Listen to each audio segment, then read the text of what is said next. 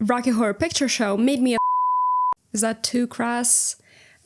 Let's start over. Let me get into my TOS respecting persona. Rocky Horror is a seminal queer text. Upon its release in 1975, the movie brought in less than $300,000 at the box office and failed to even make up for its very modest $1 million production budget. It seemed to be the biggest flop ever, which indeed it was. However, not even 5 years later, the Rocky Horror Picture Show went from flop to cult. How many times have you seen the Rocky Horror Picture Show? 329. 412. I've seen Rocky Horror almost 400 times. About 56. Around 100. This is my 301st time. And since then, Rocky has cemented a very unique place in pop culture. This beautiful mess of a movie has been mainstreamed in every way possible. Like around its 35th anniversary, like an overgrown tumor turned sentient, the Rocky Horror Glee Show came out. And ever since seeing that episode, I've been waking up in a cold sweat, unable to get the Glee rendition of Touch Me out of my head. Creature of the night.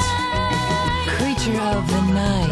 50 years after its release, the Rocky Horror Picture Show is the longest running movie in history and is estimated to have grossed over $230 million, which also makes it the highest earning B-movie ever. It has attracted a cult following that's active to this day and is still being shown in cinemas. Hell, even my local theater in the middle of nowhere, Germany, screens it a couple times a year. And, most importantly to the thesis of this video, even after half a century, Rocky Horror holds up as a subversive text which actually revolves around queerness. It has been incredibly important to me becoming who I am today. I gave one of my closest friends a Frankenfurter tattoo. One of the very few things I brought to Germany when leaving pretty much everything behind was a set of these mug coasters I won in a floating competition at a Rocky screening, because apparently I'm very socially savvy, incentivized with a set of coasters. And even though attending a certain Rocky Horror event led to what is known in my friend group as the homicidal maniac situationship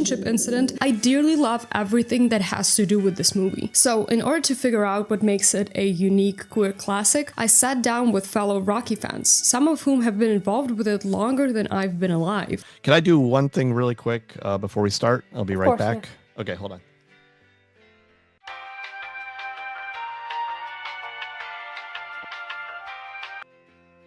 All right, much more interesting apparel. My name is Collin Suter. I'm a film critic with RogerEbert.com. Right after I graduated, I joined my first Rocky Horror Shadowcast and was with the cast for about 1.5 years or 2 years, and then quit for about 1.5 years, rejoined in early 1995 and stayed till about 1998. Hi, I'm Luna, and I've been a Rocky Horror fan for maybe a few years. I think I got into it when I was maybe 14 or 15. I'm just a super huge fan. My name is Felix, and I've been, a fan of Rocky Horror low-key for probably 20 years, a bit more.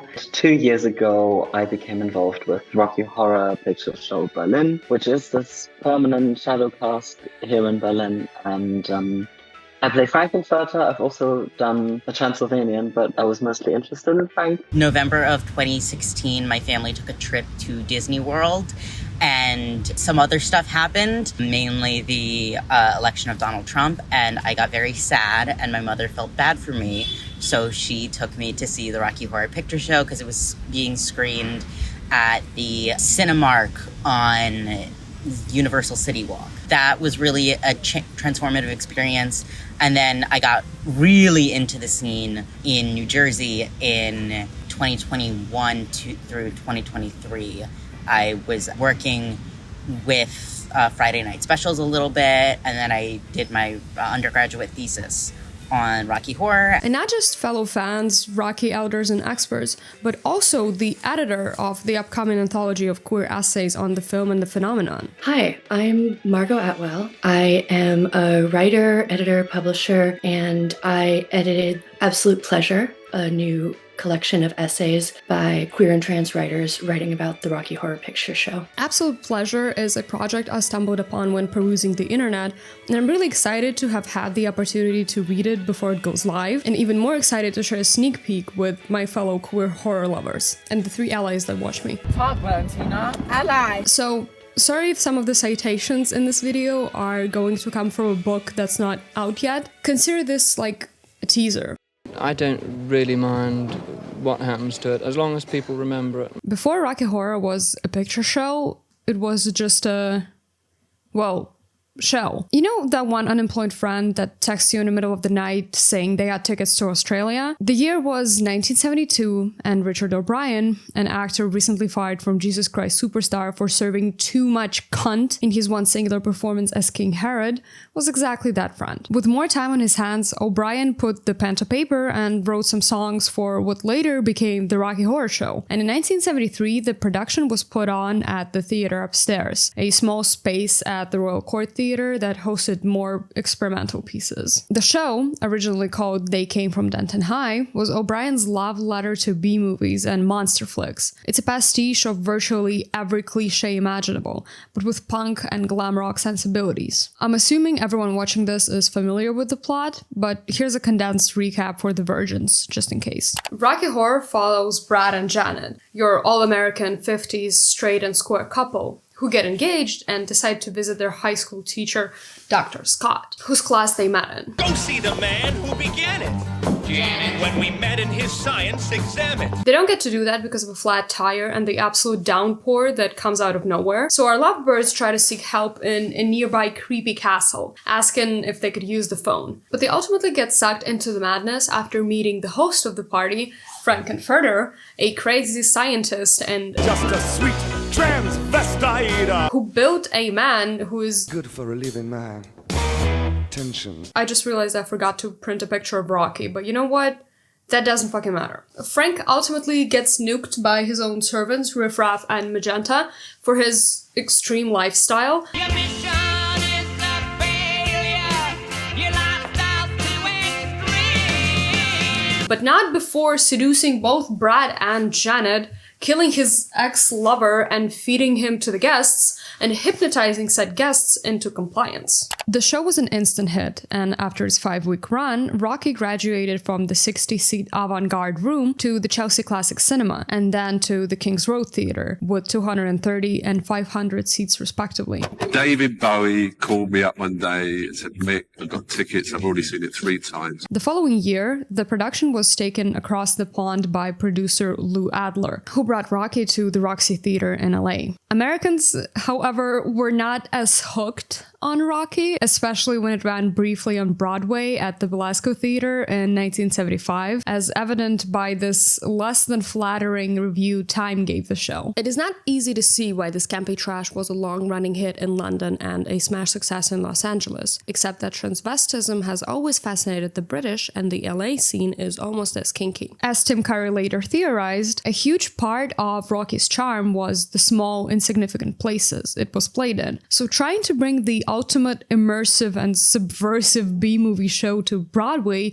was doomed from the start. Lou Adler was also set on turning Rocky into a movie, but it seemed like the production was doomed too. I got pneumonia. They put a heater with screens around it for us to get warm in between, and then that caught on fire. My trailer also caught on fire. I didn't have anywhere to live. The creators were struggling to adapt the stage show that was parodying movies to the big screen format, having to change the show's usherette to a set of disembodied lips, forgetting to build some set pieces, and failing to bring to life their idea of filming the first 20 minutes in black and white. Sue Blaine, the costume designer for both the show and the movie, said in 1979 that the Transylvanians played a key part in the color switch. In the black and white sequence, they looked quite proper dressed in their tuxedos, but when the film went to color, you were suddenly supposed to notice that underneath their conventional jackets, they were wearing these ridiculously bright shirts. But you know, at least the Transylvanians themselves were having fun. All the Transylvanians were on it for 10 weeks, and we were stoned every single day. In 1975, the same year the Broadway show flopped so hard that Tim Curry couldn't pay his hotel bill, the Rocky Horror Picture Show finally premiered in cinemas, only to cause mild confusion in most audiences and fail to recoup its modest $1 million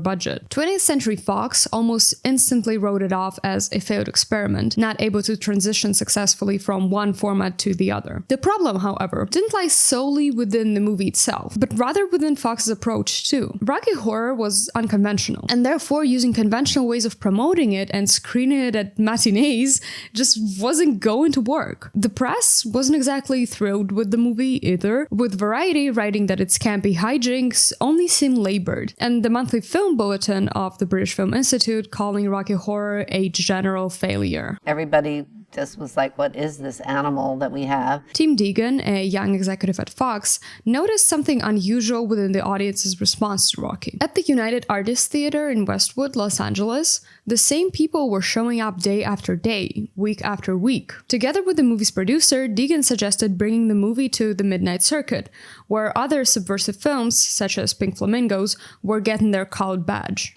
Give me more questions. Divine, are you a lesbian? Yes, I have done everything. Does blood turn you on? It does more than turn me on, Mr. Vader. It makes me... It was among students, nerds, questioning and queer people, and all types of outcasts that Rocky found a home. By 1979, it became a worldwide phenomenon. That same year, the New York Times even described it as perhaps the biggest audience participation movie ever made. But people weren't coming back just because Tim Curry and fishnets made them feel all tingly. A big part of the movie's popularity was the audience participation that the New York Times was talking about. The Rocky Horror experience is nothing like your average movie visit. People shoot water at each other with squirt guns, yell obscenities at characters, and throw toilet paper at the screen. All while the members of the local shadowcast reenact the movie in front of said screen. It was Louis Faris, a kindergarten teacher from Staten Island, who replied to Charles Gray's comment, "I would like, if I may, to take you on a strange journey." He screamed out, "How strange was it?" And audience participation began. Rocky Horror, the early years, they used to throw rice during the wedding scene. And what a pain in the ass that was to clean up every night. Prunes was another one. The people would throw prunes and hot dogs. And then a lot of theaters said, no, we're getting cockroaches, so stop bringing food to throw around. And while many of the more rowdy practices, like Shadowcast Eddie literally rolling through the cinema on a motorcycle, have been let go out of safety concerns, an average Rocky Horror screening is still nothing if not unconventional. At the midnight circuit, the queer witching hour, the movie's subversiveness met an audience willing to up the ante. And through the word of mouth, whole communities began forming around it. And for a lot of independent cinemas, Rocky Horror turned into the moneymaker. We were actually managers of our movie theater for a year. We ran our own single screen movie theater. And the mantra was that Rocky pays rent. Heather Petrocelli, a scholar who specializes in film studies and criticism and author of Queer for Fear, points out that cult films, among which Rocky is probably the most prominent, are the queer community's salvation of failed, misunderstood cinema. There are, of course, other elements to Rocky's success, such as the movie's genuine love and appreciation for B-movies, the specific era it was released in, and the socializing opportunities its screenings provide. But in this video, I'm going to focus on the role that Rocky Horror has played and continues to play in the queer community, and what I'd refer to as queer socialization. So let's examine the three aspects I deem most important.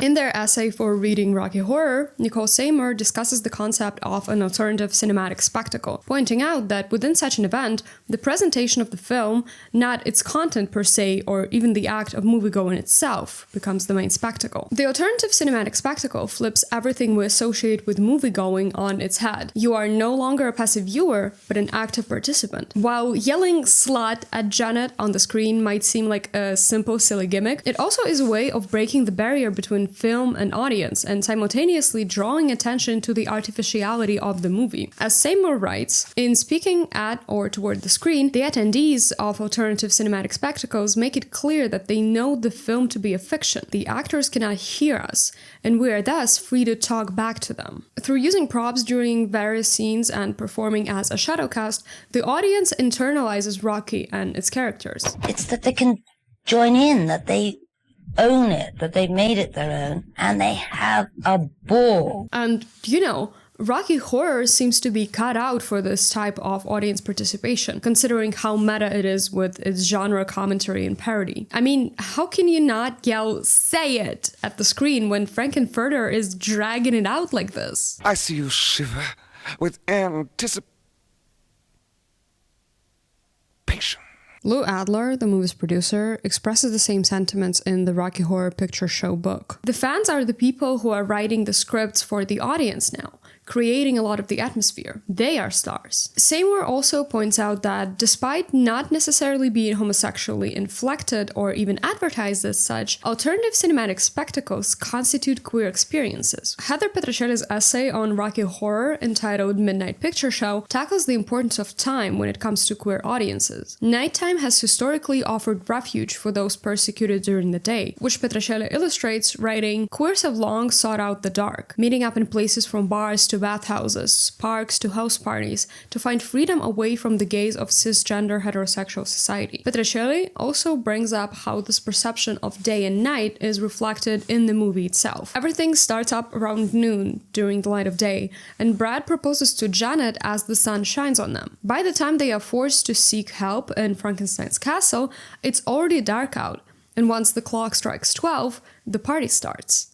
And our straight-laced heroes are thrown right into the whirlwind of queerness. For the duration of their stay at Frank's, they are locked inside the castle and fall into a time warp of sorts. Time is fleeting.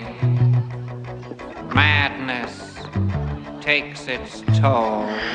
The deeper they get into the night, and the more unconventional Brad and Janet's experiences become, the less references to time we get. There seem to be no windows letting in sunlight, and darkness surrounds our heroes' queer explorations. Throughout the night, Brad is revealed to be less than straight, and Janet's sexual side comes to the surface, and this queer house party culminates in Rose Tint My World. In their contribution to reading Rocky Horror, Zachary Lamb examines the questions posed by Dr. Scott's unexpected reveal during this number. We can interpret it as Frank brainwashing the guest in what is reminiscent of the classic queer corruption trope. Think of like Dracula, which the movie makes a direct reference to. On the other hand, Lamb also points out that Dr. Scott seems to embrace this change, suggesting two readings. Queerness is desirable for conventional folk. When opportunity for its presentation and representation without stigma is made available, queerness is close to the heart of conventionality, veiled by the regulatory functions of socially prescribed normalcy. This is true for Brad and Janet's story. We can read it as nothing more than Frank's evil doings and seduction,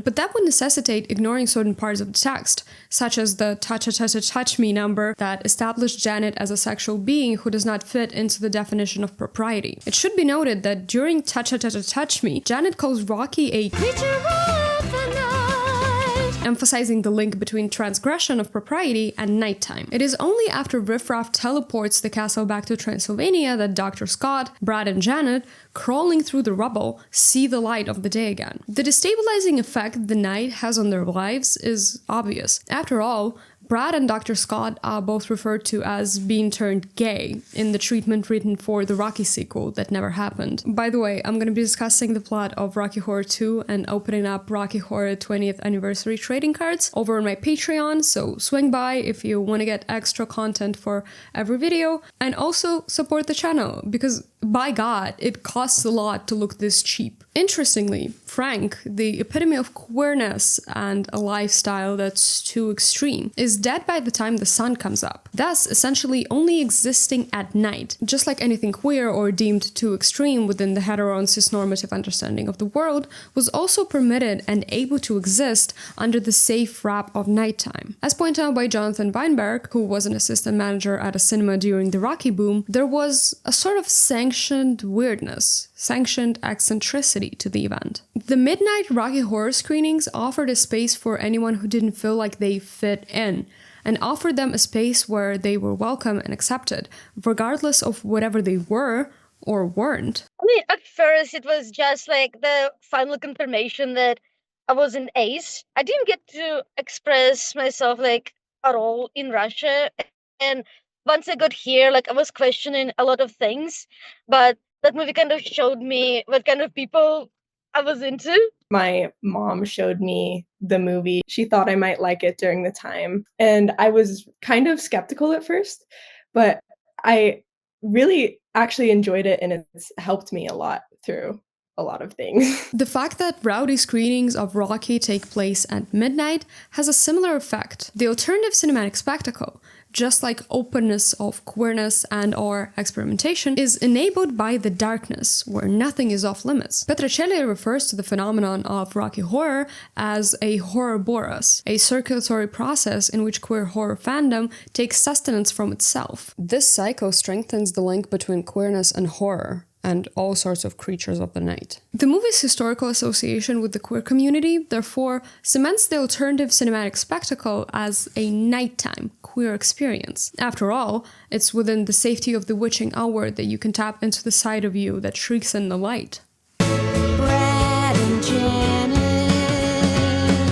Considering that Brad and Janet are the 50s straight-laced square couple at the center of the narrative, they both exist in opposition to Frank and crew and also serve as our guides into the world of absolute pleasure, drugs, queerness, and debauchery. They are crucial to the viewer's queer socialization. Was the reason for having the serpent as a transvestite to be as a contrast to Brad and Janet? I think it was a little bit something to do with how I'd been cursed or blessed by nature.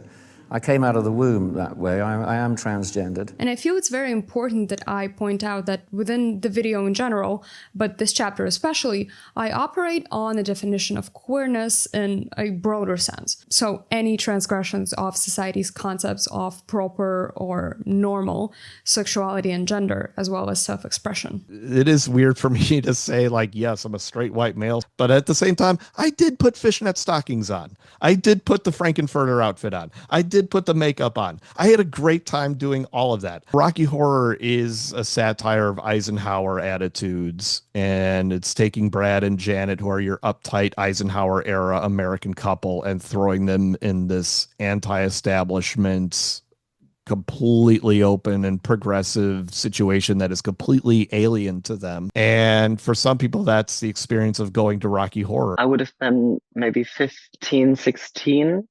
And I was into musicals. And because I had some friends in London at the time that I tended to visit quite often, they took me to see Rocky Horror. And I was terrified.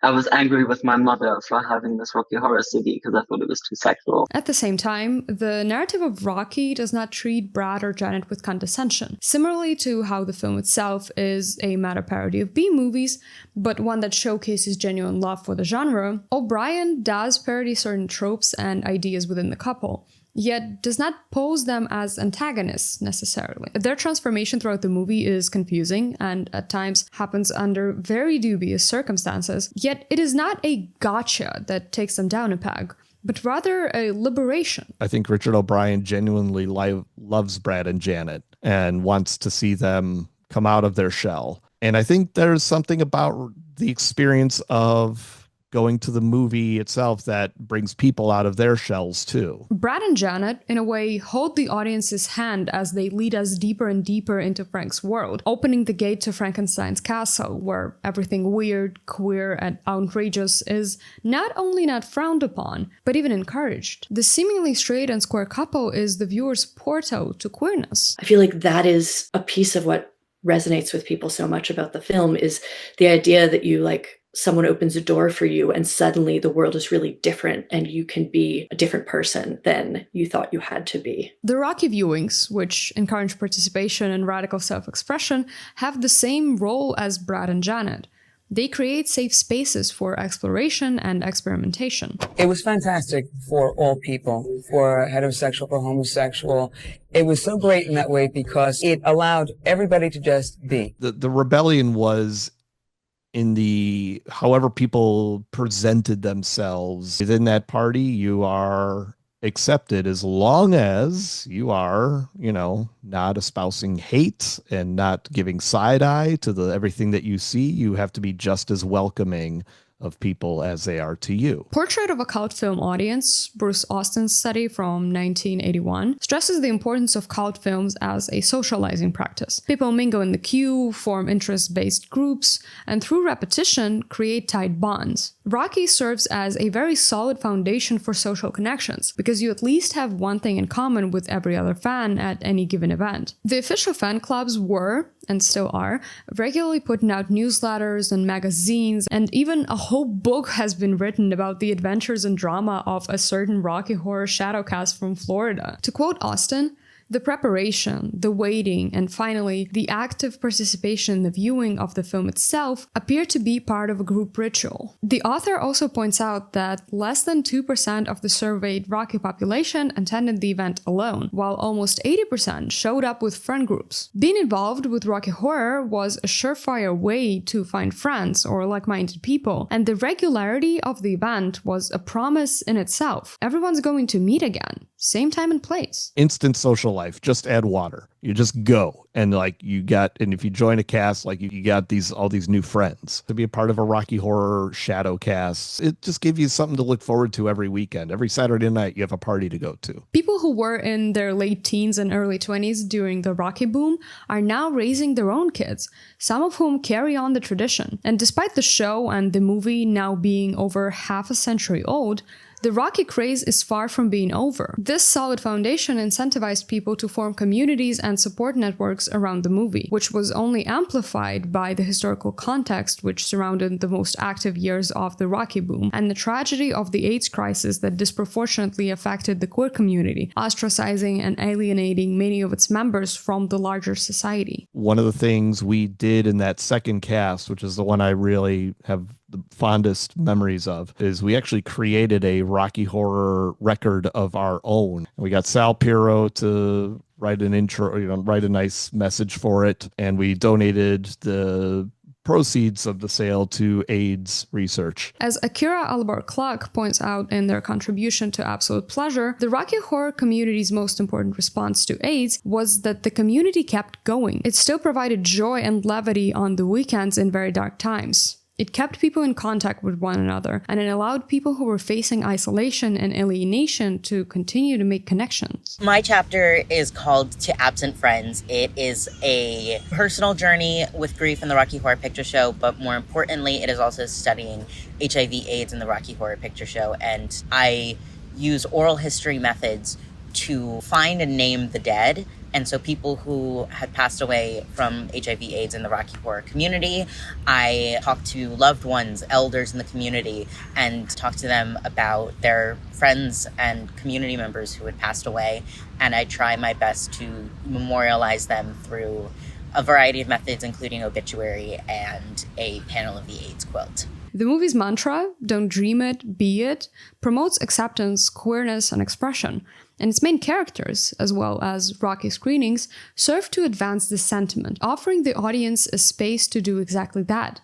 Stop dreaming it and start being it. Rocky Horror continues to occupy a very unique place within pop culture. It's been mainstreamed in every way possible, from Time Warp playing at weddings to the Rocky Horror Glee Show and the 2016 remake starring Laverne Cox. Yet it still carries a fleur of rebelliousness and offers a space for queerness, self-exploration, and, of course, the absolute pleasure of being rowdy at the cinema. As O'Brien commented earlier this year, recently, of course, and now with the authoritarian, far-right, anti-gay, anti-rainbow brigade being loud and obnoxious, Rocky Horror has become a kind of century. It's a rainbow event, in a way. Don't dream it, be it, which is the film's philosophy. It's much more of a rallying cry today. We're recording this on the day after the United States just released a decision that upholds gender-affirming care bans in the States. And Don't Dream It, Be It becomes a political stance rather than just a moral stance. I began this project in the summer of 2022. I feel like that fall was the first sort of dark storm clouds on the horizon. This project was conceived before the recent, terrible anti-trans and anti-queer bills in the US. I would say the tone of the project changed somewhat, and it felt more necessary as I got closer to having a finished manuscript.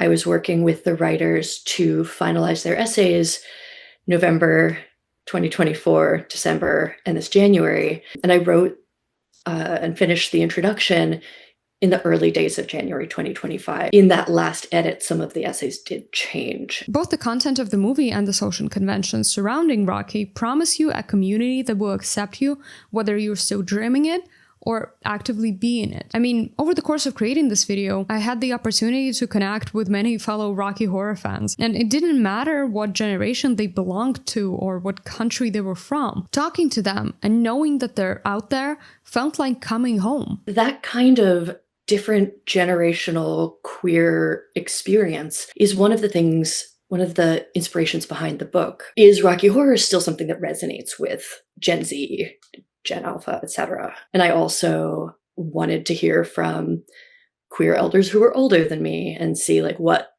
did it mean to them. So the book is really meant as a jumping off point for conversation, and I'm really excited to be in conversation with queer people and trans people from different generations. Transsexual, Transylvania.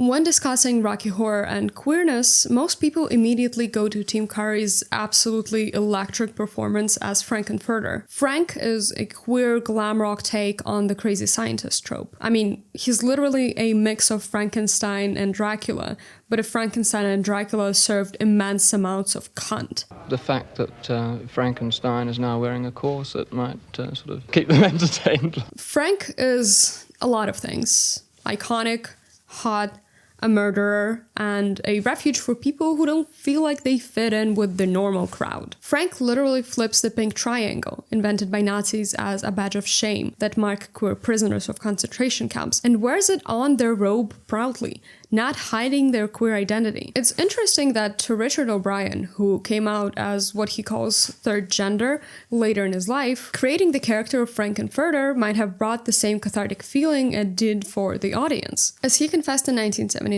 the element of transvestism wasn't intended as a major theme, although it turned out to be one. Writing Rocky Horror, was that some sort of way of coming out? I think there's certainly something cathartic about doing that. Yeah, I guess so. But once again, it wasn't knowingly. And let's get this out of the way now. While O'Brien has said some less than progressive stuff about fellow trans people, I feel like his words, which to me just seem to signal being out of touch with the modern queer community, are often misconstrued as pure transphobia. God forbid an old queen is a little rusty on her wokeness. I don't think it's fair to dismiss O'Brien as someone akin to transphobia's final bosses, but exercising criticism towards them is important, and that's my 2 cents. To me, seeing Frankenfurter state that they're a sweet transvestite and not elaborate on their gender or sexuality in any other way was really affirming at the time when I was struggling to articulate my feelings of gender dysphoria or put any certain label on myself. A character from the 70s that was unapologetically queer and didn't deem it necessary to elaborate on it felt revolutionary, because it signaled to me that I'm not alone in this, and it gave me the opportunity to just be. I think it came to me at like a very interesting point in my life, because it was before I physically transitioned. I watched the remake, and then of course Laverne Cox is a woman playing Frankenfurter, and at the time I still had tits, I still presented feminine, and so I thought I could be Frankenfurter then. I grew up in Russia as well, yeah, and I couldn't quite explore that side of myself. Like, only thing I could think about was growing up there is like getting out. Once I was here, yeah, I finally started like enjoying the queer scene, like talking to other queer people. As soon as I saw Frankenfurter, I was like, wow, what is that? Oh my gosh. So I was born in the 80s, grew up in the 90s, and queer representation was so different and minimal and terrible back then. So, the mainstream messages were that like gay people were sinful, they got AIDS. I didn't know anyone who was gay or lesbian or queer of any stripe, and certainly not anyone who was those things and happy. So to see Rocky Horror that was so queer, so gender fucky, so joyful and unapologetic, that totally blew my mind. As noted by Henkin, despite all of Frank's unhinged actions, it is he who engages our affections when he is triumphant, and our sympathies when he faces disaster. He is the richly charactered Magnus who dies for our imagined sins and redeems our fantasies as he lives out our hidden dreams. There's something so alluring about the figure of Frankenfurter. He's kind of like a Dracula figure. Part of the fear of him is that he's so attractive, is that that you want to be him. Frank offers messy, sweaty, covered in glitter and blood representation, and so does their ragtag group of outcasts, from Butch Eddie, smash, to Superfemme Janet, smash, and Vampy Magenta, capital S, smash. But most importantly, through Frank, Rocky Horror outright rejects the status quo and any idea of normalcy. And even though Tim Curry thought of the character as a big bloke in drag, the now outdated term of transvestism being the only label applied to Frankenfurter, I would argue, is crucial to constructing the character's appeal to all types of queer people. I see it in its historical context, and I see that this was a bunch of queer people making queer art, and if the language is outdated, well, it is, but their intent wasn't to hurt anybody. It was just they were referring to themselves in the way that they did back then. In their master's thesis, Hamilton Sullivan argues in favor of Frankenfurter as a character existing outside of the rigid binaries, pointing out that breaking them is Frank's whole raison d'etre. Additionally, as Zachary Lamb points out, as we cannot exactly put our finger on Frank's sexuality, it is impossible for him to fit into a hetero-homosexual paradigm. And the same sentiment is expressed by Jane Claire Bradley, who refers to Frankenfurter as a joyfully ambiguous character who defies classification. And he kind of broke my brain when I first saw him. He's not a drag queen exactly. He's not masculine exactly. He's not anything exactly. This rejection of the rigid binaries or labels is what, as I think, makes the text so impactful. Instead of pushing the boundaries of what is considered normal, Rocky Horror says, fuck your boundaries. Queerness is central to the story of Rocky Horror, yet O'Brien himself described it as a rock and roll show with a storyline, with a little horror, a little sex, bit of titulation. No message, just entertainment. O'Brien is the creator, so he knows better than me, and the quote does not misrepresent Rocky, but as I'd argue, it provides a valuable insight into it. O'Brien's refusal to focus on the message of the piece that talks about queerness was, and still is, quite radical. The absence of a message is the message.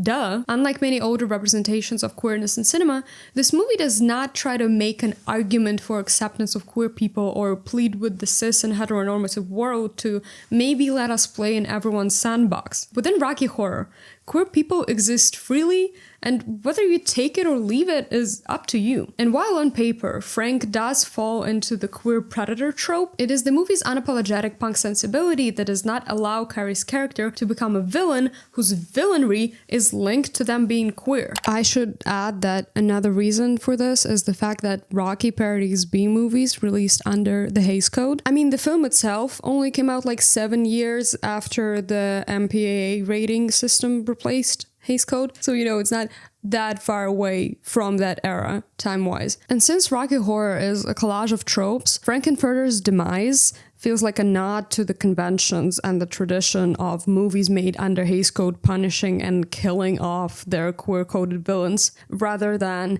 an actual commentary on Frank's actions or some sort of moral evaluation. Frank is a murderer, an eccentric cunt and a seducer with a dubious at best understanding of consent. But it's not because they're a sweet transvestite. It's because they're a murderer, an eccentric cunt and a seducer with a dubious at best understanding of consent.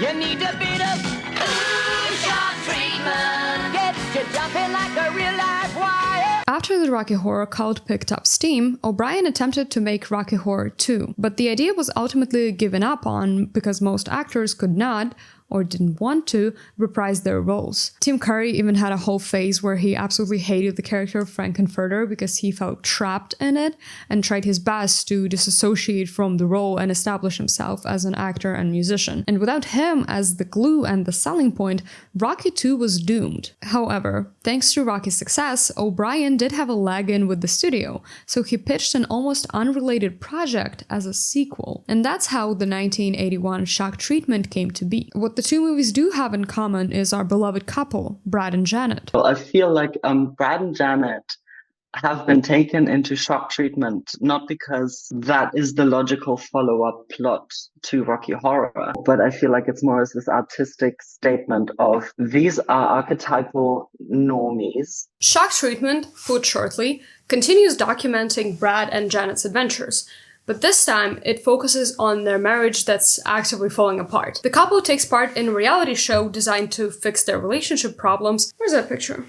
Which ultimately results in Janet becoming a corrupted narcissistic star, while her husband is forcefully kept away so that he cannot stand between her and Farley Flavors, the puppeteer of this whole ordeal. The movie is an incredibly rich text, and so my attempts at summarizing it sound fucking goofy, but I promise you, it's a lot of fun. There's a great in-depth video about it by the Manatee Party. You can click the link in the upper right corner, somewhere here, or find it in the description. The thing for the fans to remember is that Shock Treatment's not a sequel, not a prequel, but an equal to the Rocky Horror Picture Show. My old Shadowcast, shout out Friday Night Specials in Red Bank, New Jersey, Shadowcast it. They kind of regularly do Shadowcast it now, at least like once a year. But they did it in January of 2022, I want to say, for the first time in New Jersey in like 30 years or something.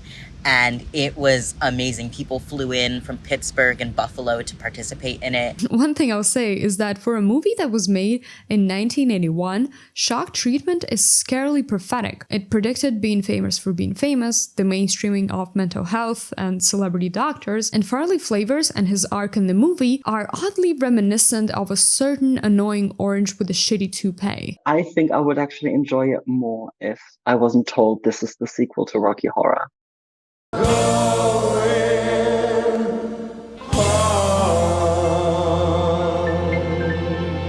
Rocky is turning 50 this year, and while the intensity of the cult following has declined with the loss of third spaces and death of cinemas, it doesn't seem like Frankenfurter and his wild bunch will be forgotten anytime soon. Disney even announced the release of a 4K remaster later this year. Rocky Horror's success has never been replicated, and I doubt it will be. I mean, as Collin Suter pointed out to me, The Room has a similar cult following, but it's way more mean-spirited. And it's, made by somebody who, wasn't very kind to his cast and crew, by all accounts, by people who have written about what it was like to be on the set of The Room. So there's kind of this ickiness to it. Somebody might show up at The Room dressed as Tommy Wiseau, but they're doing it for a laugh. Having this film, a text that has been, and continues to be, important to multiple generations of queer people is truly incredible, and keeping Rocky and its ethos alive is important in these dire fucking times. I think this is a moment where intergenerational queer conversation is more important than ever, because queer elders, trans elders,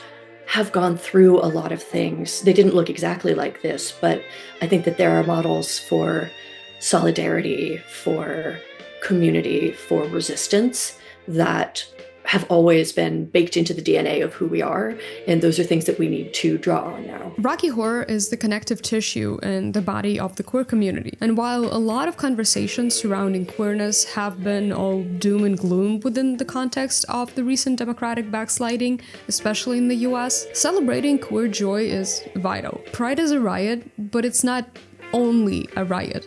It's a party too. And so amplifying a project like Absolute Pleasure, which centers queer art and discussions of it, was very important to me, and I encourage you all to check the book out. You can find out information about the book and the tour at absolutepleasurebook.com. It's being published by Feminist Press in the fall, September 16th, 2025, and soon you'll be able to pre-order it from Hive Mind Books, which is an amazing queer and trans-centric bookseller in Brooklyn that just opened within the last year. The fact that something made half a century ago still resonates with people on such a deep level is extremely fascinating, and connecting with fellow Rocky fans has been an incredible experience, so I'm just gonna let them have the floor now. Shout something out into the void. I would encourage people, if you were like me and you were in a Rocky Horror Shadowcast a decade ago, 2 or 3 decades ago, 4 or 5 decades ago, and you've been apprehensive about going to see it again,